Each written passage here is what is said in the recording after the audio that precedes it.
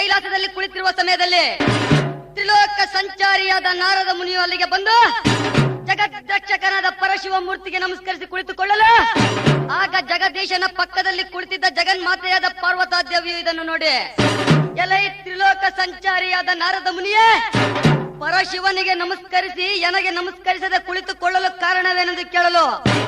ಆಗ ತ್ರಿಲೋಕ ಸಂಚಾರಿಯಾದ ನಾರದ ಮುನಿಯು ಪುನಃ ಪಾರ್ವತಾ ದೇವಿಗೂ ನಮಸ್ಕರಿಸಿ ಕುಳಿತುಕೊಳ್ಳಲು ಇದರಿಂದ ಕೋಪಗೊಂಡ ಜಗನ್ಮಾತೆಯಾದ ಪಾರ್ವತಾ ದೇವಿಯು ಇವನಿಗೇನಾದರೊಂದು ಕಷ್ಟವನ್ನು ಕೊಡಬೇಕೆಂದು ಆಲೋಚಿಸಿ, ಎಲೈ ತ್ರಿಲೋಕ ಸಂಚಾರಿಯಾದ ನಾರದ ಮುನಿಯೇ, ನನ್ನದೊಂದು ವಚನವಿರುವುದು, ಅದನ್ನು ನೀನು ಪಾಲಿಸುವೆಯಾ ಎಂದು ಕೇಳಲು ಆಗ ನಾರದನು ವಚನ ಬಿಟ್ಟನು. ಆಗ ನಮ್ಮ